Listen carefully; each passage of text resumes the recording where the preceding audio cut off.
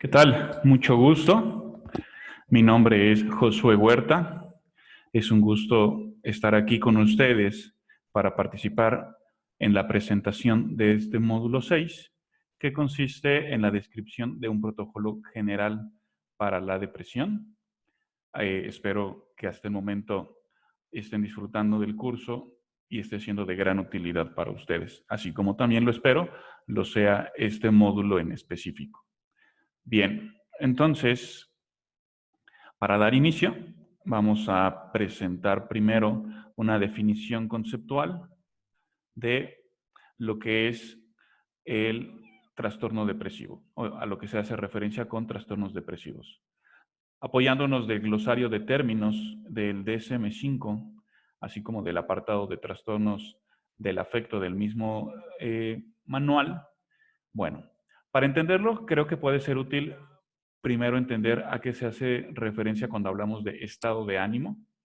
Por estado de ánimo, entonces vamos a entender un clima emocional generalizado que es persistente y es sostenido y que además empieza a tener influencia en cómo la persona percibe el mundo, lo cual es diferente con el afecto, que suele ser mucho más breve en tiempo. Entonces, una característica importante que diferencia estado de ánimo de afecto es la duración en el tiempo, ¿no? La cronicidad que tiene el estado de ánimo a diferencia del afecto.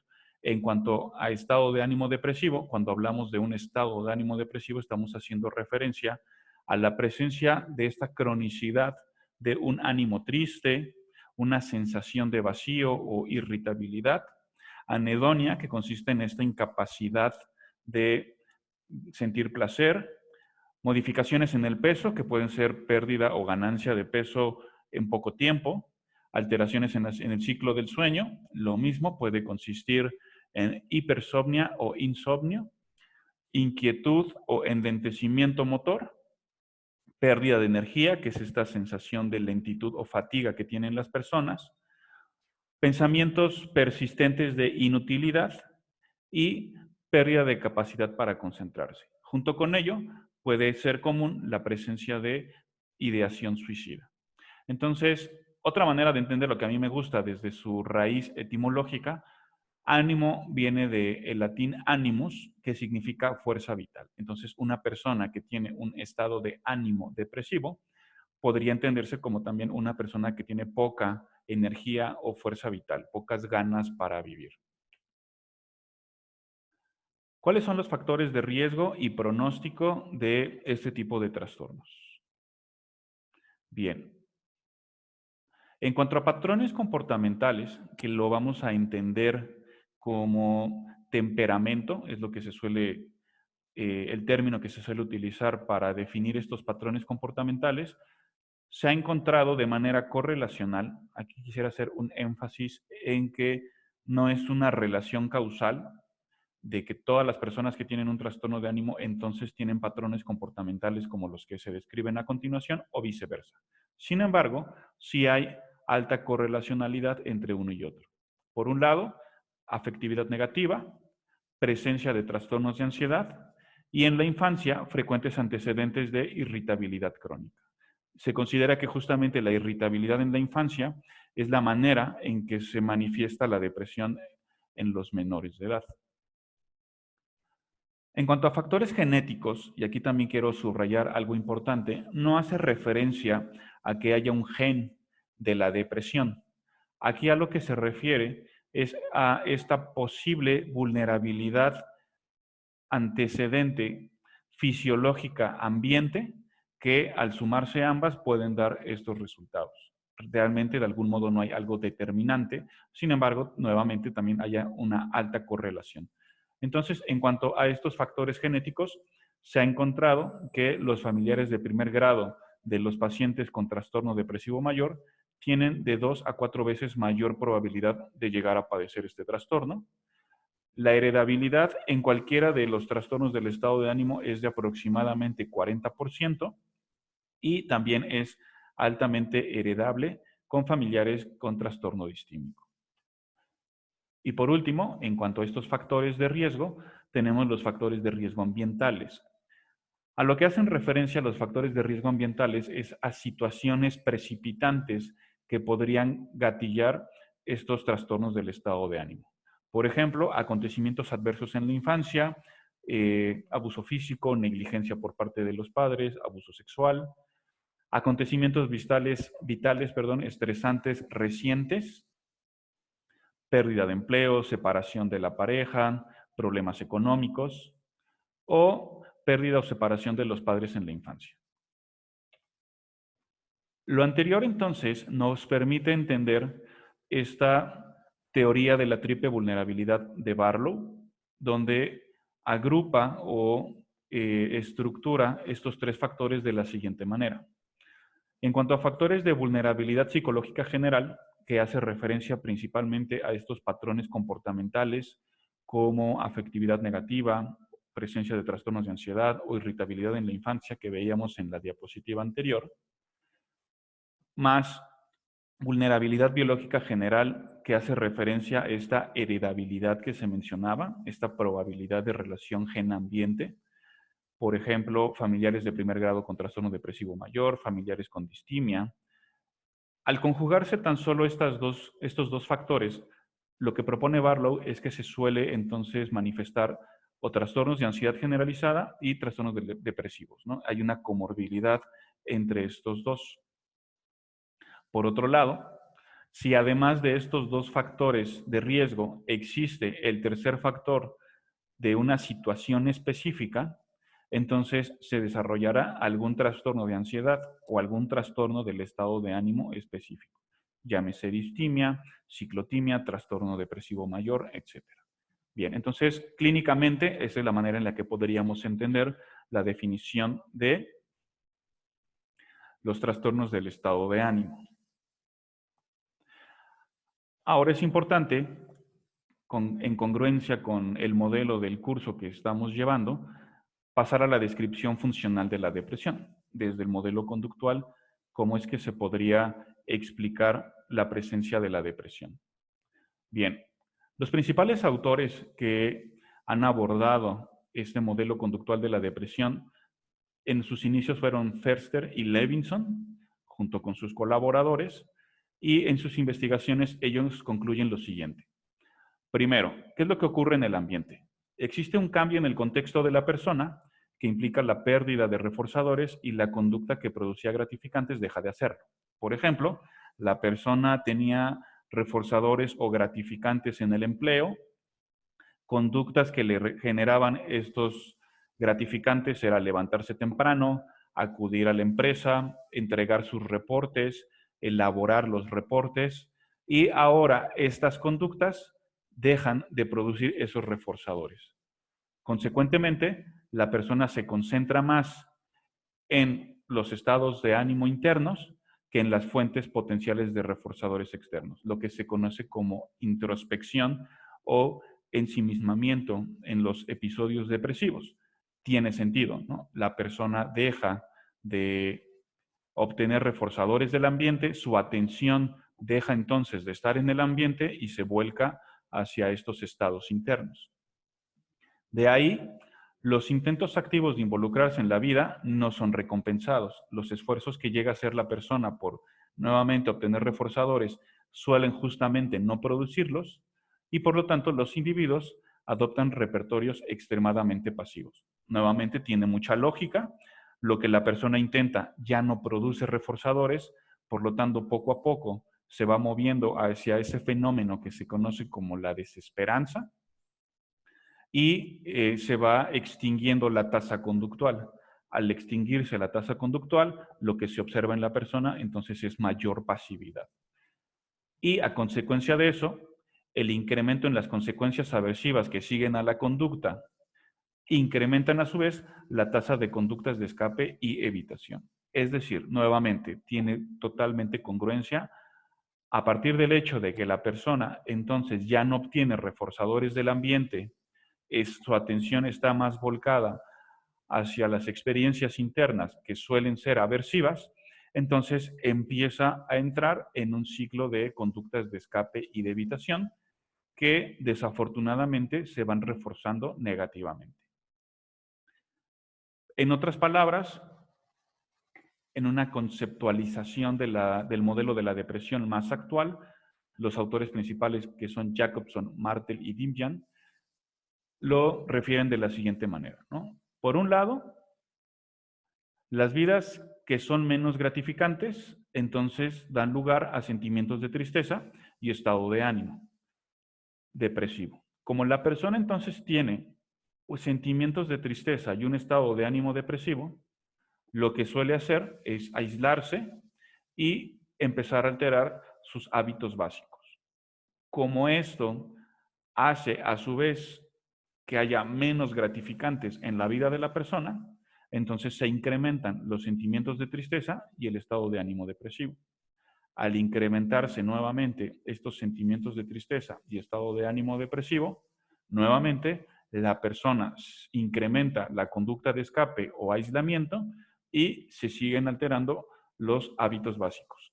Así que se atora en este bucle que finalmente acaba derivando en que el individuo se aleje de aspectos importantes de su vida y se obstaculice la resolución de problemas. Entonces, empieza a ver estos dos factores, ¿no? La persona se aleja de aspectos importantes de su vida que podrían ser proveedores de reforzadores y por otro lado, se empieza a atorar en la solución de problemas, lo cual hace que el ambiente cada vez esté más aversivo. Ahora, como justamente estamos hablando de definirlo desde un modelo funcional, estamos hablando de que la persona entonces está en una situación depresiva. No es que la persona tenga un defecto interno que haya que reparar y una vez reparado, entonces puede funcionar adecuadamente, ¿no? Sino más bien estamos hablando de un modelo contextual desde el cual entendemos la persona está en una situación depresiva, lo cual le lleva a ir con sus conductas modificando el ambiente que a su vez no le ayuda a salir de esa situación. ¿Cuál es la propuesta? Evidentemente que le ayudemos a lograr salir de esta situación depresiva. Aquí tenemos entonces un modelo adaptado de los autores anteriores que hace referencia a este bucle en el que se alteran los consultantes. Una serie de preguntas que se pueden ir realizando el consultante es, por ejemplo, ¿qué fue lo que sucedió? ¿Qué efectos tuvo en las recompensas y estresores? ¿Cómo te sentiste con estos efectos? ¿Qué fue lo que hiciste?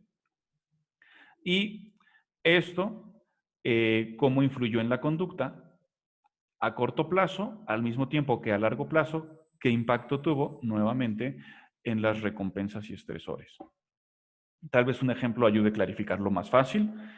Tengo en mente un consultante que la esposa pide la separación, no necesariamente el divorcio, sino que cada quien vive en casa. Tienen dos hijos, perdón, dos hijas, y ella decide quedarse con las niñas, ¿no? Entonces, ¿qué fue lo que sucedió? Mi esposa me pide la separación y quedarse con las niñas. ¿Qué efectos tuvo en las recompensas y estresores? Por supuesto, se alejan los reforzadores, además de que eh, también hay estresores en el ambiente. ¿Cómo te sentiste? Triste. ¿Qué fue lo que hiciste? Quedarme acostado en la cama. ¿Qué consecuencias tuvo a corto plazo? Me distrajo por instantes de la tristeza y lo que hiciste, ¿qué efectos tuvo en las recompensas y estresores?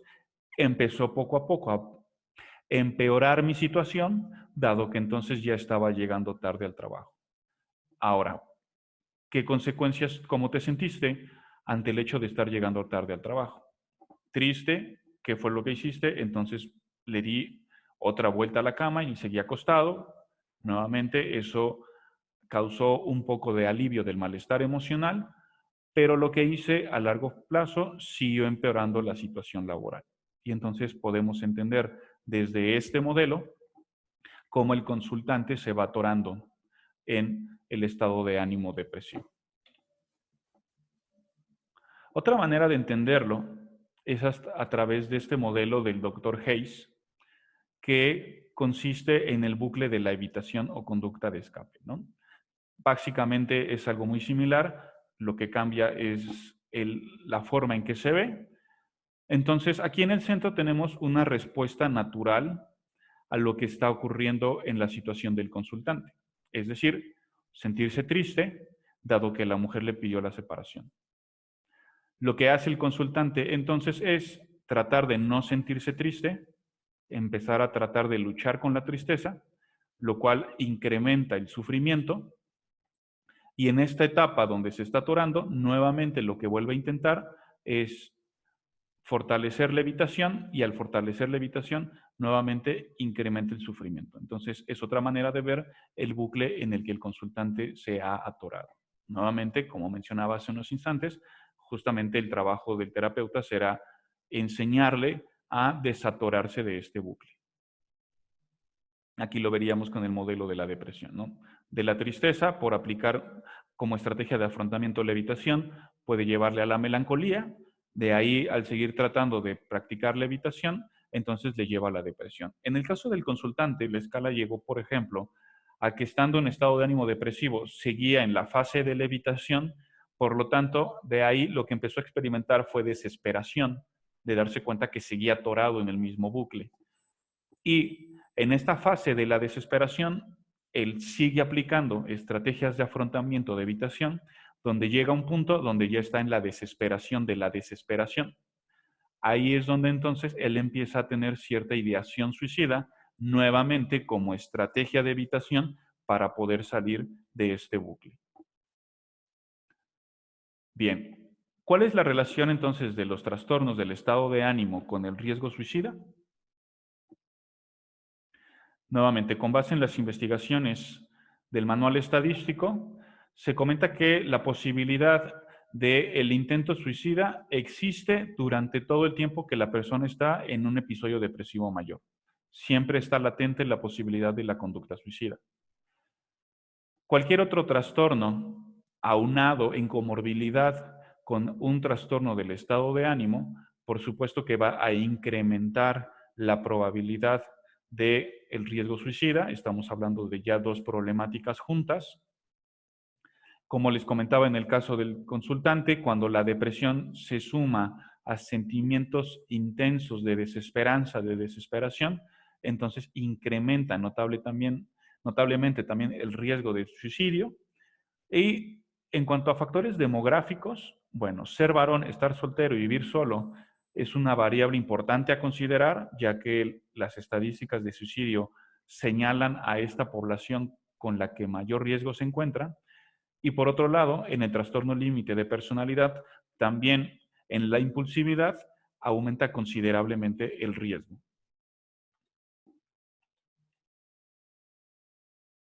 Bien, entonces, ¿cuál es la importancia del tratamiento para la reducción del riesgo suicida? Como lo mencionaba hace unos instantes, la persona inicia con un acontecimiento que en efecto significó la pérdida de reforzadores. En este caso, hablamos de un consultante cuya pareja le pide la separación. Vive una respuesta de tristeza totalmente natural. Al no querer experimentar la tristeza y empezar a implementar estrategias de afrontamiento, de escape o evitación, desafortunadamente lo que provoca es la intensificación de esta respuesta emocional y se puede empezar a atorar continuando con aplicar estrategias de escape o evitación.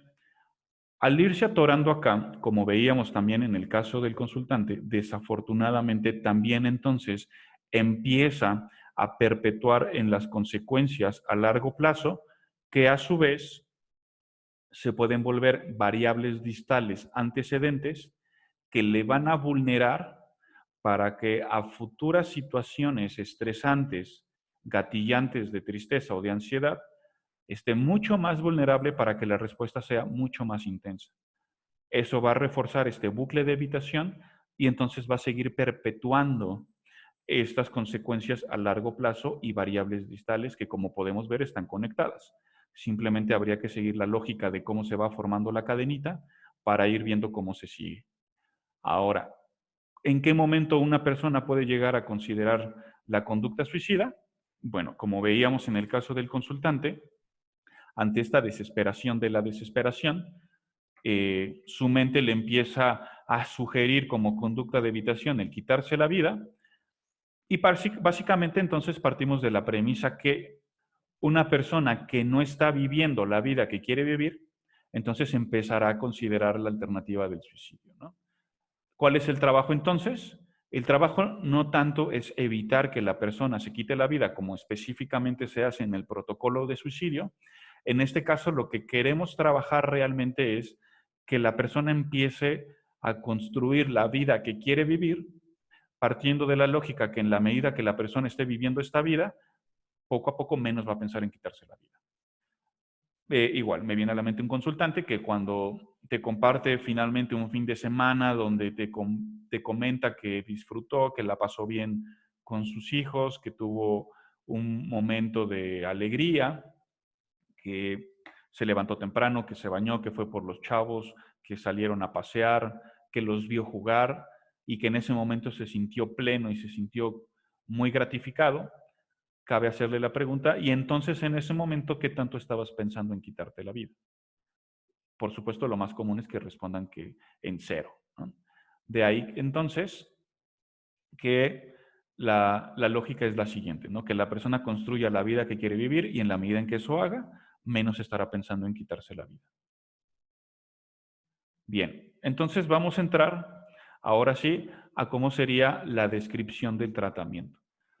Los objetivos principales serían entonces, primero, comprender el contexto actual de la sintomatología depresiva y su relación con el riesgo suicida, ¿no? Quiero comprender el contexto de mi consultante.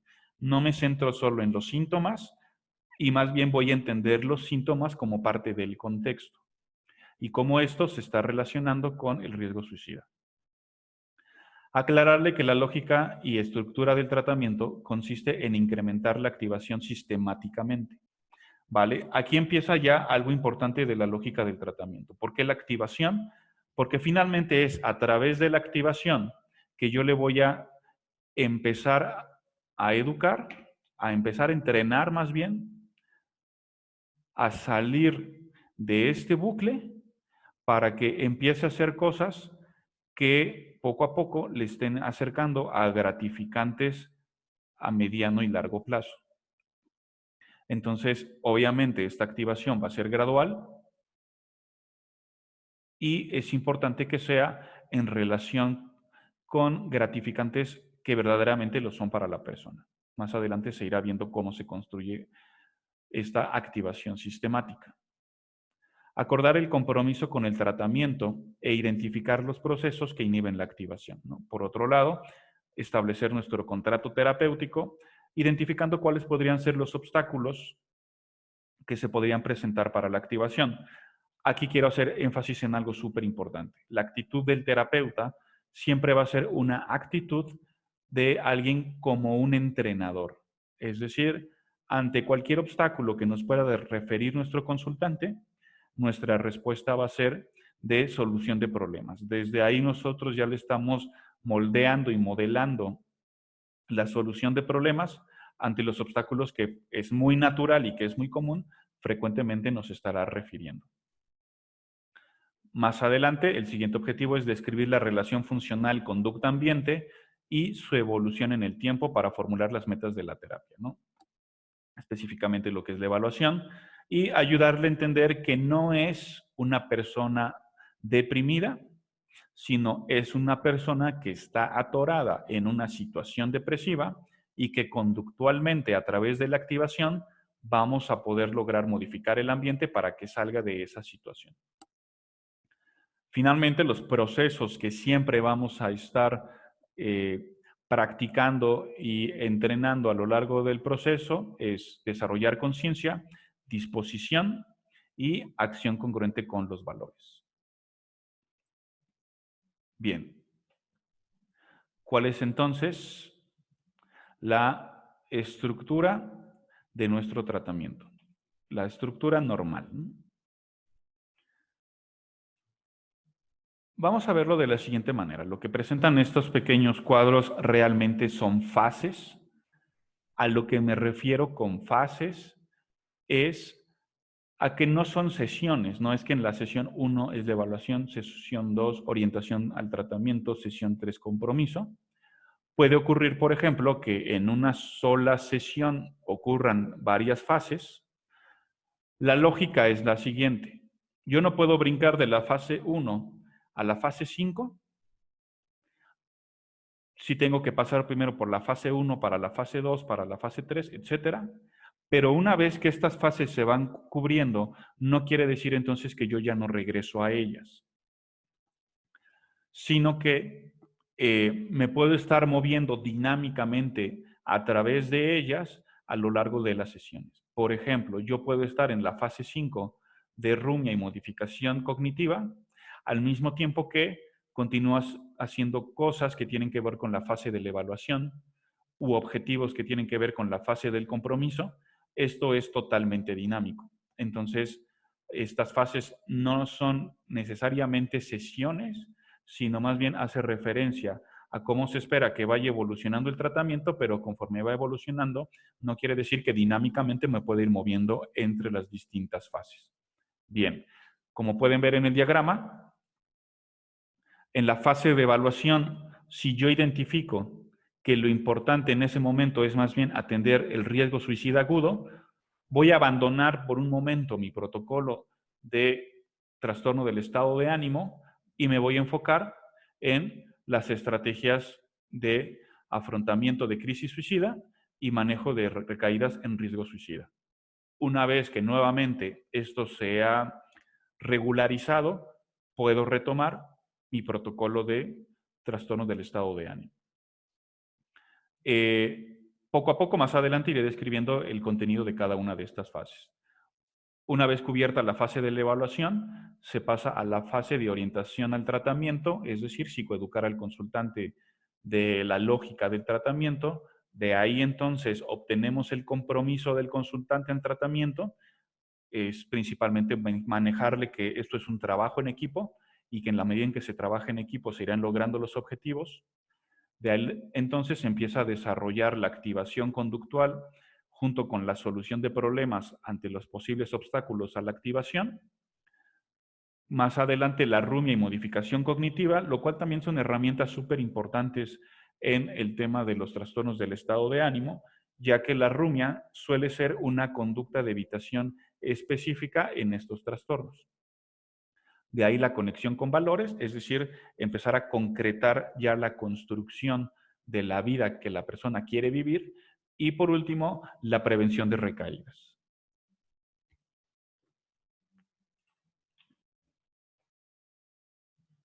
Entonces, en la fase de evaluación que nos encontramos justamente acá,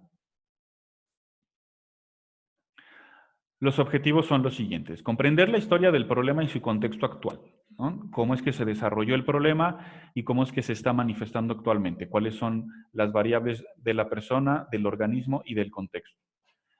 Identificar el motivo de consulta y definirlo conductualmente, ¿no? Siempre definir conductualmente me siento mal. Cuando dices me siento mal, ¿qué es lo que sueles hacer? ¿Qué es lo que los demás te ven haciendo cuando tú estás experimentando este malestar? Y conceptualizar el caso desde la perspectiva del análisis funcional para tener esta lógica de las variables antecedentes consecuentes y cómo se está atorando en el bucle. ¿Qué estrategias pueden utilizarse en esta fase? La entrevista, análisis funcional. Yo sugiero el BDI, que es el instrumento de Beck para medir la depresión, y evaluación del riesgo suicida. Como mencionaba hace rato, si la evaluación del riesgo suicida es aguda, nos movemos al protocolo de riesgo suicida y posteriormente retomamos el protocolo para trastornos del estado de ánimo. Una metáfora sugerida para esta fase de evaluación puede ser la metáfora del perro gris de la depresión. Justamente, de hecho, está tomada de un video educativo de la OMS en el que se muestra la depresión como un perro gris y que en la medida que la persona trata de ocultar, trata de esconder, cada vez más este perro empieza a tomar más poder o más control en la conducta de la persona. En la medida en que esta persona aprende a convivir con este perro, acepta que este perro estará viviendo con él y va cambiando su relación con él, poco a poco empieza a cambiar la relación entre ellos. Entonces, empezarle a mostrar que la depresión finalmente es algo que le va a acompañar, que son emociones naturales, específicamente hablando de la tristeza, ante ciertas situaciones y que en la medida que acepte que eso va a ocurrir y que es natural, poco a poco irá cambiando la relación con este fenómeno. Bien, como les comentaba, el BDI es un instrumento, es el Beck Depression Inventory, inventario de depresión de Beck. Es un inventario clinemétrico, consta de 21 ítems y estos ítems revisan la sintomatología general de la depresión. Y la persona va respondiendo cómo es que se siente de acuerdo a su manera de pensar o de sentir con las distintas sintomatologías. Y aquí podemos ver muy en general su manera de evaluación, ¿no? Cuando el puntaje sale de 0 a 9, la depresión es mínima, de 10 a 16 es leve, de 17 a 29 moderada y de 30 a 63 es severa. La sugerencia, lo idóneo es estar aplicando este instrumento semanalmente. Es como un termómetro que nos irá permitiendo ver cómo va evolucionando la sintomatología depresiva durante el avance de las sesiones. Nosotros podemos ir utilizando una línea base que nos vaya permitiendo ver cómo se está moviendo esta sintomatología y el efecto que está teniendo el tratamiento en la persona. Dado que no es con fines de investigación, no pasa nada de que la persona se aprenda las preguntas de memoria. Incluso puede tener el beneficio de tener más conciencia sobre esta sintomatología y poderla ir nombrando como respuestas del organismo. Y la conceptualización de caso desde el análisis funcional, ¿no? Entonces, a partir de esta tablita se pueden empezar a ir conceptualizando las distintas experiencias del consultante.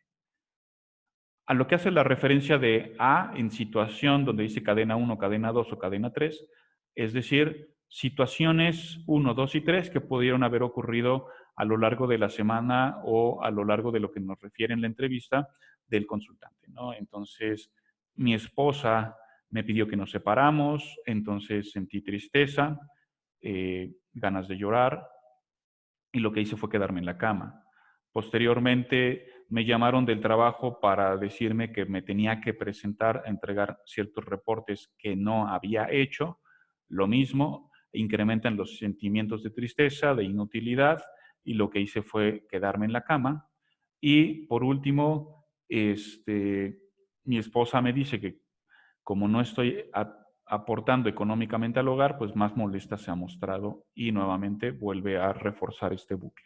Las consecuencias a corto plazo, por supuesto, pues suelen ser reforzadores negativos a partir de que estamos hablando de conductas de evitación o de escape. Las que son a largo plazo, pues es mayores problemáticas en el ambiente de la persona. Como operaciones de establecimiento, pues podemos ver que también se puede ir vulnerando en la medida en que no desayune, no coma, no duerma bien, se está alterando el peso, etcétera, etcétera.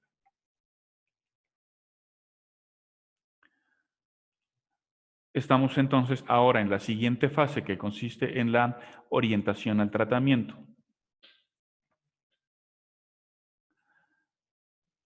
En esta fase los objetivos son psicoeducación en la estructura y explicar la lógica del tratamiento. Esto es un punto muy importante, ya a partir de que la persona puede entender qué es lo que le está ocurriendo, cómo se puede explicar lo que ella está viviendo. Realmente desde ahí ya estamos dando un paso importante. Y aterrizar esta lógica del tratamiento con una conceptualización ideográfica, que quiere decir de cómo lo que la persona está viviendo tiene lógica desde esta explicación general. Nuevamente, esto le va a ayudar muchísimo al consultante para poder comprender cómo es que se está atorando y también le daría la lógica, le va dando la conciencia de cómo es que podría salir. Estrategias sugeridas a utilizar en esta fase. Utilizar el modelo de la activación conductual de Martel, que más adelante, Martel y colaboradores, que más adelante viene una descripción adaptada. hacer énfasis en las habilidades de atención plena para la depresión, que ustedes han revisado en la lectura, y psicoeducación en el automonitoreo. Se le va a pedir a partir ya de esta fase que vaya haciendo un registro diario del estado emocional. Esto es muy importante para que la persona vaya llevando una radiografía de la semana de cómo está teniendo esta respuesta emotiva. Metáfora. Como metáfora para orientación al tratamiento, sugiero la metáfora de la mente como un niño berrinchudo. Es decir, consiste en lo siguiente. Imaginemos que vamos con un niño al súper, pasamos por la sección de juguetes y él, al ver un juguete que le encanta, empieza a aplicar un berrinche.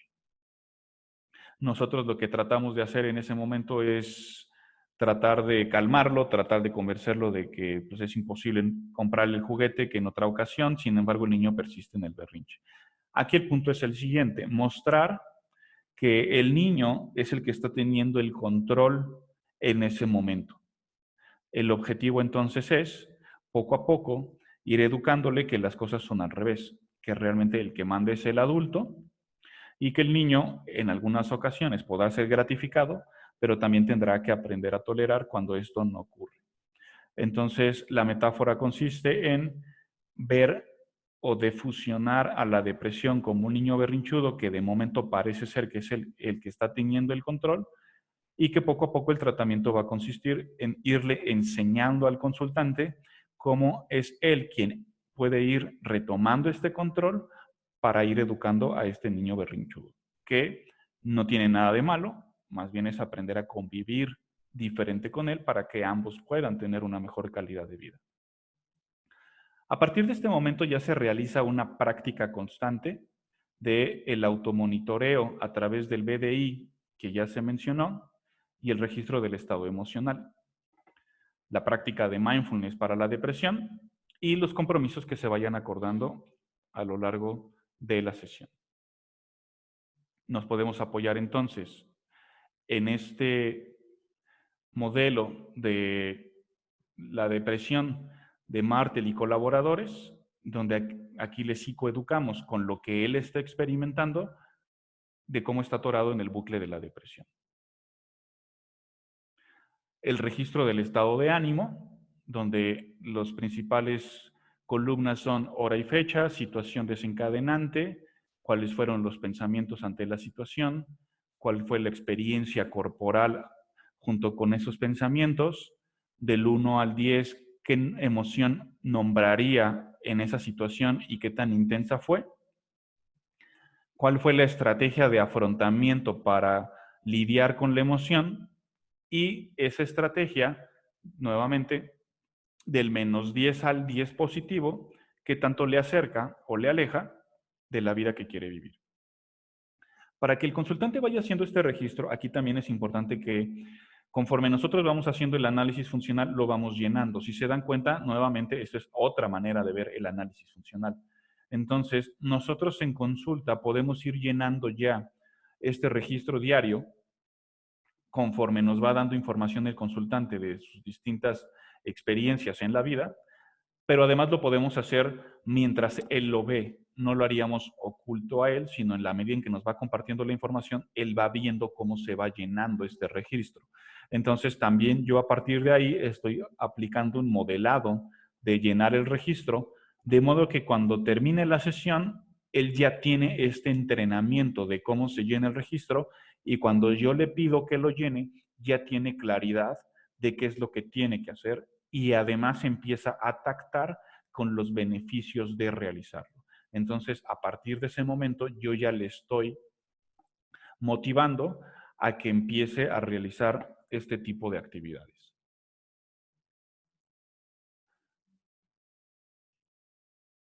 A partir de este momento, entonces pasaríamos a la fase del compromiso. Nos ubicamos prácticamente a la mitad de nuestro protocolo. Y en esta fase, los objetivos son describir síntomas y formular metas para la terapia. Aquí entonces vamos ya a juntos armar nuestro contrato terapéutico y más bien identificar el motivo de consulta y definirlo conductualmente. ¿Qué estrategias puedo utilizar en esta fase? Entrevista, análisis funcional, habilidades de conciencia plena. Como metáfora me puedo apoyar en la metáfora de visita al dentista. Esta metáfora consiste justamente en ello, comentarle que cuando uno va al dentista, y que seguramente nuestro consultante ha ido ya, suele ser incómodo. Sin embargo, sabemos que tenemos que ir. ¿Por qué? Porque los beneficios a largo plazo son mayores y vale la pena enfrentar esa incomodidad. Entonces, cuando yo estoy con el dentista, otra cosa que el dentista va a realizar es ir revisando en dónde duele. Y efectivamente me tiene que doler. Entonces, va a tactar y necesita saber en dónde duele y cómo duele para saber en dónde tiene que trabajar. Y ahí es donde el consultante tiene que mostrar disposición a tolerar este malestar a cambio de este beneficio mayor. Bien, entonces ese es el compromiso que nosotros también le estaríamos solicitando para el tratamiento, que esté dispuesto a trabajar con el malestar, a trabajar con el dolor emocional. Necesitamos saber en dónde duele para también saber qué es lo que tenemos que hacer y cómo proceder, a cambio de un beneficio mayor a largo plazo, que en el caso del dentista es mantener una dentadura sana que me permita seguir comiendo lo que me plazca. Continuando con la práctica constante, entonces, como ya fuimos avanzando en fases anteriores, se continúa con el automonitoreo semanal del BDI, el registro diario del estado de ánimo emocional, la práctica de mindfulness para la depresión y compromisos acordados en la sesión, ¿no? Los compromisos que se vayan acordando durante la sesión. Aquí tenemos un ejemplo del contrato terapéutico donde podemos enlistar conductas a incrementar, cuáles son las conductas que quiere presentar más, cuáles son las conductas que quiere disminuir y se evalúa qué tanto estas conductas incrementar o decrementar le acercan a la vida que quiere vivir.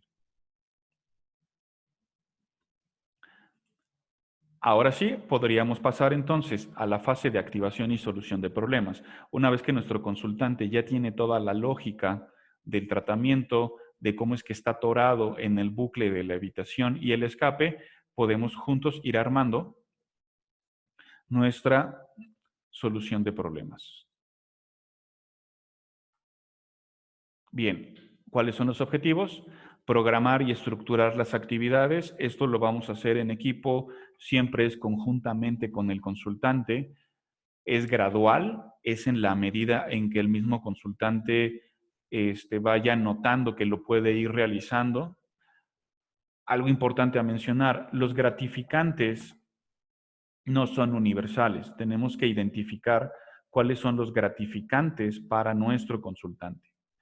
Eh, si a mí me gusta andar en bici, no necesariamente entonces quiere decir que en este registro tiene que andar en bici porque a mí me funciona, ¿no? Entonces tiene que ser algo conjuntamente con nuestro consultante que le acerque a la vida que quiere vivir. Juntos lo vamos a ir encontrando y lo vamos a ir graduando en la medida en que se vayan incrementando las actividades. Se puede empezar con cosas tan básicas como tender la cama. Eso puede ser suficiente como primer compromiso inicial, empezar por tender la cama. E incluso puede ser de inicio, ni siquiera todos los días, ¿no? En la medida en que veamos la gravedad de la depresión. Bien, sin embargo, si este objetivo se logra para la siguiente sesión, ya podemos tener un cimiento para ahora construir un siguiente piso. Entonces se queda el tender la cama con el siguiente compromiso. Y una vez que este se logra, con el siguiente compromiso. Y entonces se va logrando el ir armando este registro. Estrategias que se pueden utilizar, la estrategia de sal de la trampa, también es una adaptación de la estrategia de Martel y su equipo, y énfasis en el manejo de habilidades del manejo emocional que ya se han visto en las estrategias de entrenamiento en habilidades, como el diario de actividades que a continuación vamos a revisar. Como metáfora se puede utilizar la metáfora de los anzuelos. ¿Qué quiere decir? Imaginar al hacer la metáfora de imaginarte que eres un pez y entonces, ¿qué es lo que le gusta hacer a los peces? ¿No? ¿Qué es lo que les suele agradar? Les gusta nadar, les gusta estar con otros peces, les gusta ir en donde hay comida y les gusta reproducirse. Entonces, bien, partiendo de eso, imagínate que tú eres un pez, que del otro lado, frente a ti, están todos los demás peces con comida, platicando, están nadando juntos y tú quieres ir para allá. Y camino hacia tu meta, de repente aparece un anzuelo. Hay un pescador en la superficie que lanza un anzuelo y este se ve muy apetitivo. ¿Qué pasaría si tú llegas a morder este anzuelo? Uno, quedarías atorado en él y al mismo tiempo te estaría alejando de la vida que quieres vivir. ¿Qué hay que hacer entonces ante la presencia de los anzuelos? Continuar nadando, ¿no? Es decir, con todo y por muy apetitivo que suene quedarse en la cama, que suene el anzuelo o el pensamiento, ¿para qué voy al trabajo si de todos modos ya me van a correr? Entonces mejor me quedo en la cama. Por muy apetitivo que parezca ese anzuelo, la invitación es seguir nadando, porque seguir nadando entonces te va a permitir llegar al lado donde quieres estar y no permanecer atorado en donde estás. Entonces esto nos ayuda a tomar cierta distancia con los pensamientos, sobre todo con los obstáculos, y esta invitación a seguir intentando para ir desempeñando la activación. La práctica constante, como se ha mencionado anteriormente, permanece igual aquí, ¿no? BDI, registro del estado emocional, práctica de mindfulness y los compromisos que vayan surgiendo durante las sesiones. Aquí tenemos el registro diario de actividades. Es bastante sencillo, simplemente es un horario que contempla desde el despertarse hasta el dormir y todos los días de la semana. Y entonces el consultante irá registrando las actividades a las que se va comprometiendo para ir incrementando la activación. Como se mencionaba en los objetivos iniciales, la activación es sistemática, no se va a realizar de golpe de un día para otro, pero sí va a ser gradual. Tal vez ya se logró que todos los días tienda la cama. Ahora podemos pasar a todos los días tender la cama y todos los días bañarse. Y posteriormente todos los días tender la cama, bañarse y arreglarse, etcétera, etcétera. De manera gradual, la premisa es que en la medida que la persona vaya teniendo esta activación, va a empezar a ir teniendo contacto con los gratificantes naturales del ambiente. La estrategia adaptada de Martel y su equipo de Sal de la Trampa sería de la siguiente manera. Como ya le explicamos a nuestro consultante, ocurre una situación que aleja a los gratificantes, tú te aíslas y al aislarte entonces sientes tristeza, al sentirte triste te aíslas más, al aislarte más entonces te sientes más triste y te atoras de este lado, lo cual finalmente lleva a la trampa depresiva. Aquí la invitación es, viene el desencadenante, imaginemos que experimenta tristeza, van a sentir ganas de aislarse y aquí es donde se sugiere tener un afrontamiento alternativo, ¿no? Entonces, activación, también se puede hacer uso de esta habilidad de acción opuesta que se ha estado también entrenando en las habilidades de manejo emocional. Y entonces la acción opuesta es salir de la trampa. Sal de la trampa para que vayas construyendo la vida que quieres vivir. Básicamente sería como la estrategia de salir de la trampa a la que se le invitaría a nuestro consultante. Bien, como les comentaba, un obstáculo específico que suele ocurrir en los trastornos del estado de ánimo depresivo suele ser la rumia. La rumia se puede entender justamente como una conducta de evitación o de escape, específicamente cognitiva. La persona tiene una preocupación en mente, le viene en mente alguna situación estresora y como tienes temor de llegar a experimentarla, entonces empieza a considerar todas las alternativas de solución que podrían existir en caso de que eso llegara a pasar. Pero todo es unas puras vueltas cognitivas. La rumia se puede llegar a reforzar en la medida de que si la persona encuentra una adecuada solución para esa problemática en la que estuvo pensando, se vería reforzada. Pero aquí el problema sería que incluso son situaciones que igual y nunca pasan. Entonces, uno se está desgastando enérgicamente, cognitivamente, y por otro lado, entonces no está viviendo en el momento presente, que es lo opuesto a lo que se enseña en mindfulness, ¿no? Queremos que la persona justo esté en el momento presente. La rumia le está alejando de ello. Ahora, esto también suele vulnerar en los problemas del sueño. La persona, cuando más presente está rumia, justo suele ser cuando se va a dormir. Por lo tanto, uno, no puede dormir bien, no logra tener una buena calidad del sueño, lo cual ya se vuelve una vulnerabilidad para que al siguiente día tenga menos herramientas para enfrentar los problemas de la vida cotidiana.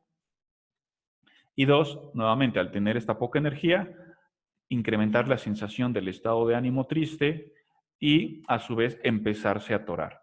Además de que si tiene todo esto, si en verdad aparecen problemas a solucionar, estando a medio gas, va a estar con menos herramientas para poder atender efectivamente estos problemas, ¿no? Entonces, viéndolo desde las habilidades de entrenamiento que se han visto en los otros módulos, también lo podemos ver como el ser efectivo, que no es ser efectivo, atorarse en la rumia, y que la invitación sería lo opuesto, ¿no? Conciencia plena, mindfulness para ser efectivo.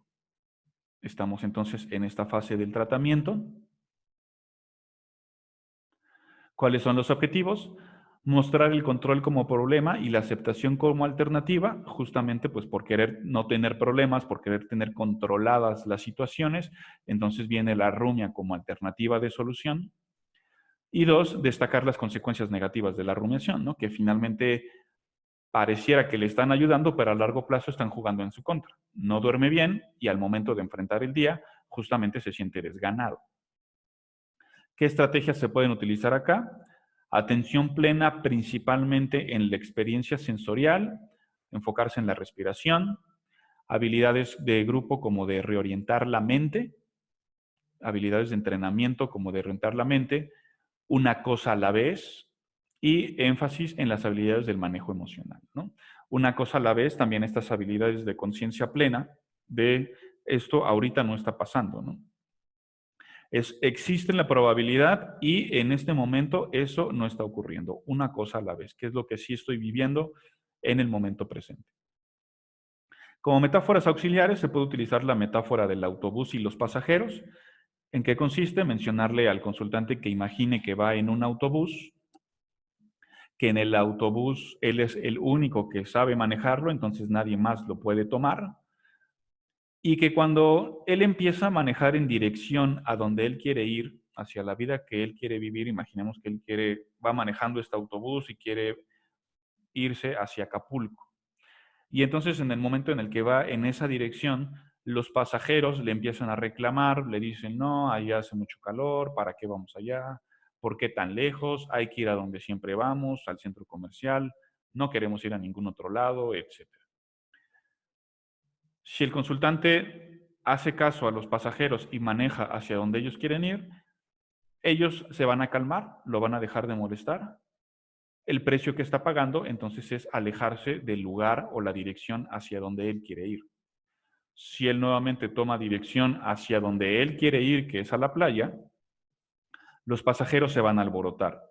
Pero finalmente los pasajeros no pueden tomar el volante, por lo tanto, lo más que pueden hacer es gritar y vociferar todo lo que quieran, pero jamás podrán tener la capacidad de tomar el volante.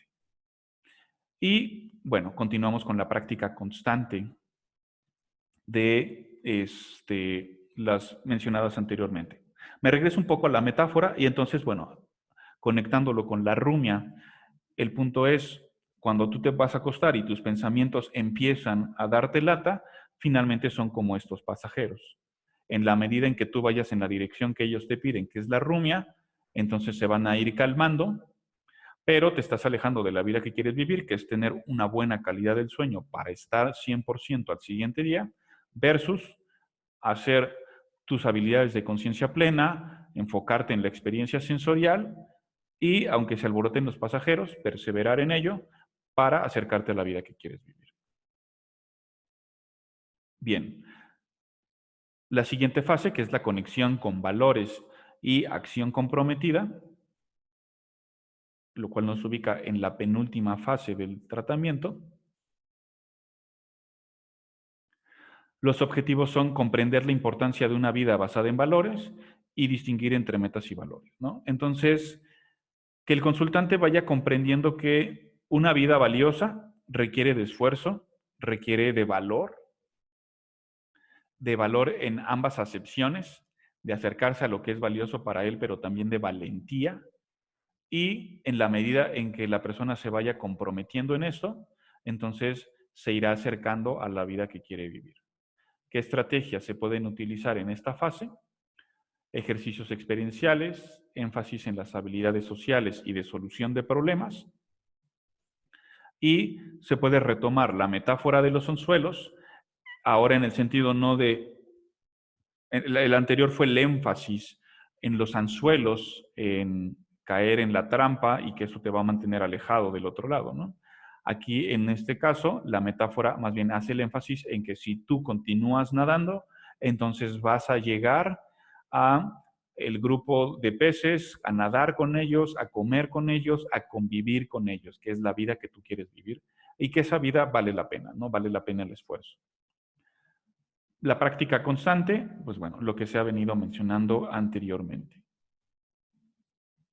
Y por último, la prevención de recaídas. En la fase de prevención de recaídas, los objetivos son los siguientes. Generalizar las habilidades a otros contextos, ¿no? Una generalización implica que cierta activación que ya se empezó a realizar en ciertos contextos, esta acción opuesta que en ciertos contextos ya la empezó a desempeñar, se le invita a que la siga practicando en otros contextos, ¿no? ¿En qué otros contextos para ti sería útil el continuar practicando la acción opuesta a la activación conductual para nuevamente ir generando mayor contacto con reforzadores e ir modificando la situación depresiva? Y elaborar una guía en la que el consultante enumere las actividades que le han sido útiles a lo largo del tratamiento. Aquí es importante mencionar siempre que el consultante vaya observando qué es lo que él está haciendo para salir de su situación depresiva. A veces los consultantes hacen comentarios de: toda la semana me siento muy mal, pero cuando lo veo, ya que estoy en la sesión con usted, empiezo a sentirme diferente, noto el cambio y veo que ya me voy sintiendo mejor. Aunque esto puede ser un halago para nuestro trabajo, por otro lado, es una buena oportunidad para recordarle: ok, ¿y qué estás haciendo en esta sesión que estás logrando tener ese resultado? Estoy atento a usted. Ok, entonces estás aplicando la habilidad de reorientar la mente. Y entonces tu atención ya no está en las problemáticas, sino está conmigo en el momento presente. Entonces ahí tú ya estás haciendo algo diferente. ¿Qué otra cosa estás haciendo? Pues estoy compartiendo cómo me siento y en la medida en que lo comparto y usted me da las habilidades, las voy practicando. Entonces, ahí nuevamente tú estás haciendo algo distinto para que también se modifique esta situación depresiva. Estás acudiendo a tus sesiones, me estás entregando tu registro. Entonces, todo esto que el consultante está haciendo durante la sesión es algo a subrayarle para que él vaya viendo que él es el que está saliendo de esa situación y está saliendo a través de la activación conductual, a través de la acción opuesta. Bien, las estrategias específicamente es el plan de recaídas y la metáfora puede ser la de motivar a un niño a aprender a andar en bici. ¿En qué consiste esa metáfora? Imaginemos que hay un niño por ahí de entre los 7 a los 10 años, el niño está muy motivado para aprender a andar en bici, entonces nosotros tenemos la oportunidad de enseñarle a andar en bici. Lo subimos a la bici, le explicamos cómo es, pedal derecho, pedal izquierdo, manubrio, mantener el equilibrio e ir avanzando. El niño lo intenta por primera vez, no avanza ni un metro y ya se le fue de lado la bici, ¿no? Entonces, ¿qué se le diría a ese niño para que en ese momento él se siga sintiendo motivado a practicar y partiendo de la lógica que en la medida en que lo practique le va a ir saliendo mejor? Bien, por supuesto, entonces se harían frases compasivas como no pasa nada, es totalmente lógico que esto ocurra, es la primera vez que lo intentas y siempre que intentamos algo es difícil que nos salga la primerísima. Entonces, eso que está ocurriendo es totalmente natural. Si lo sigues intentando, seguramente te va a salir. Y bueno, el niño que lo vuelve a intentar, si se vuelve a caer, volvemos a ser compasivos. Muy bien, ya lo intentaste 2 veces. Eso quiere decir que conforme más lo intentes, más te estás acercando al objetivo, ¿no? Venga, inténtelo de nuevo, ¿no? Y etcétera, etcétera. Entonces, utilizaríamos frases compasivas para que el niño se sienta motivado a seguir intentando, para que se sienta con el deseo de practicar, practicar, practicar, practicar. Lo mismo sería con el consultante, que cuando los consultantes tienen recaídas, curiosamente lo primero que hacen nuevamente es ser punitivos con ellos mismos. Soy un tonto, esto refuerza la idea de que no voy a poder salir de esta situación, etcétera, etcétera. Entonces, cambiar ese discurso por un discurso compasivo o tal vez complementar a través de una mente sabia ese discurso con un discurso compasivo de mi mente emocional me está diciendo que soy un tonto, tengo el pensamiento de que soy un tonto y si lo sigo intentando, la lógica dice que me va a salir, ¿no? Entonces, esta es la invitación a el tipo de práctica cognitiva en la prevención de recaídas. Y, bueno, ¿cuál es la práctica constante que se le va a sugerir al consultante permanezca finalizado el tratamiento? La práctica de mindfulness y el plan de recaídas que les muestro a continuación.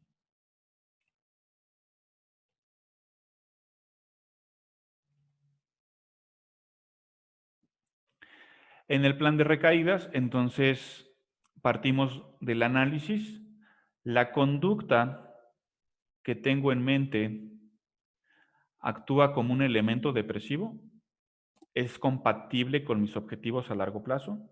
Por ejemplo, quedarme en la cama o ir al trabajo. Elige una acción congruente con tus valores. ¿Qué conducta te acerca, partiendo de que el contexto es acaba de amanecer y tiene que ir a la chamba? Partiendo de este contexto, elige una acción congruente con tus valores. ¿Cuál de estas dos te acerca a la vida que quieres vivir? Ir al trabajo. Pon en práctica la acción elegida, inténtalo una y otra vez y conforme lo vas intentando va integrando nuevas conductas a tu rutina. Por último, observa los resultados. Realizar esta secuencia te acerca o te aleja de la vida que quieres construir. Aquí tendríamos un resumen general del tratamiento donde vienen junto con las habilidades, todo lo que se acaba de revisar en acotamiento con las habilidades. Entonces podemos ver que en la fase de evaluación y orientación al tratamiento, principalmente se estaría haciendo énfasis en los procesos de conciencia, ¿no? Estos procesos de tener conciencia. En la fase de compromiso y activación y solución de problemas, estaríamos hablando de los procesos asociados con el valor en el sentido de valentía, y en la última frase de conexión con valores y rumia, esta frase de disposición o compromiso con la vida, ¿no? De una conducta amorosa hacia sí mismo, ¿no? Hacia construir la vida que quiere vivir.